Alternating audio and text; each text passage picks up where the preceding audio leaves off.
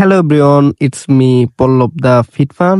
তো আজকে থেকে আমি একটা 100 ডেজের চ্যালেঞ্জ করতে যাচ্ছি। আমার ফিটনেস, আমার ডায়েট প্ল্যান, আমার লাইফস্টাইল সবকিছুই থাকবে। তো ডেইলি বেসিসে আজকে চলে গেলাম জিমে এবং কার্ডিও দিয়ে জিম শুরু করলাম। ও একটা কথা বলে রাখা ভালো, আপনি বাল্কিং এ থাকেন বা আপনি কাটিং এ থাকেন, অবশ্যই আপনাকে কার্ডিও করতেই হবে। আজকে ট্রেডমিল করলাম 10 মিনিট এবং সাইকেলিং করলাম 10 মিনিট। এই দুটো করে আমার কার্ডিও সেকশন শেষ করলাম।